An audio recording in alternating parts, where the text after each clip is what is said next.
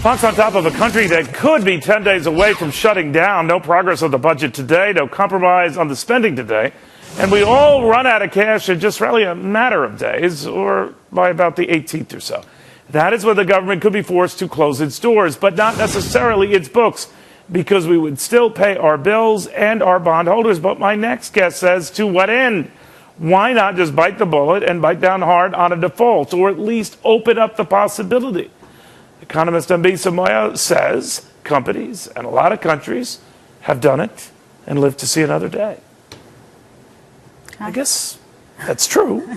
But the difference is, this is America. We can't do that. Well, you know what? This is obviously the default option is not something we should all aspire to, but it's certainly on the table. I think a lot of economists and a lot of people in finance would argue that the United States is already stealthily defaulting by allowing the currency to weaken. It's not something that any of us are recommending. We're not willingly allowing it as much as the world is trashing it. Right? Well, I don't know about that. I mean, it still is the reserve currency. I think that a lot of people would like to see a strong America to get your books in order, but the fact of the matter is that we'd like to see a weak one to get companies' books in order. Well, like, for trade purposes, of course, a weaker dollar is preferable, but I'm saying that... Where and how could it ever be beneficial to go belly up?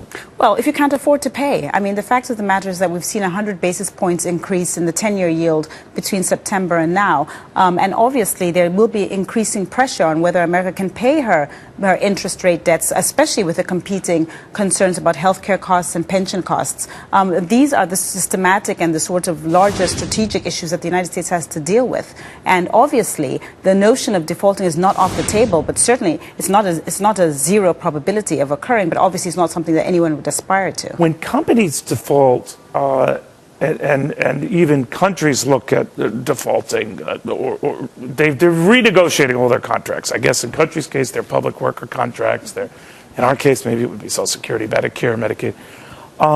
But once you do that, you violated a trust. So can you compare that to a Continental doing it, or you know, a General Motors doing it? Well, this is in essence is why I wrote my book, How the West Was Lost, is because I think it's very really good that you get back to the title of your book. That's brilliant, but go ahead. But this is, I think it's essential for policymakers to stress to the individuals and citizens, taxpayers, what is really at stake here. I mean, the United States has serious economic problems, and it's really imperative to get back on track, not just for the United States and for Americans, but for the world as a whole. But the biggest draw in that case, you'd negate all those old contracts, right? Well, there's obviously a contractual issue, but this is, as I said, it's not the first time that a country has faced enormous, inordinate debts that's not able to finance. But is it different? I'm not saying we're the king of the world and all of them. It's different with us.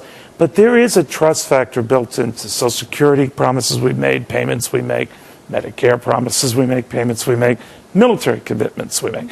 That if we compromise that, it's bigger than just walking away from a contractor. Well, let's be honest. I mean, governments have turned their backs on contracts on many occasions. But this is a little bit bigger. Well, look, this is Germany on steroids, right? Well, we're obviously much more integrated, and this is why, I mean, my book is really appealing for policymakers to do the right thing, so you can avoid the issues of these nuclear choices of having to default or having to have more protectionism. But if it's on the table and people know it's on the table, it's like individuals' bankruptcy, sure they'll do it.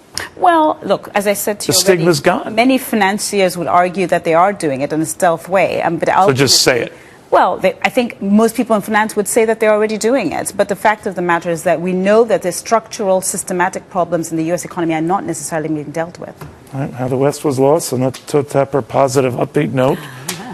Thank you. Dambisa Moyo, you don't think about it, but others have. Thank you very much.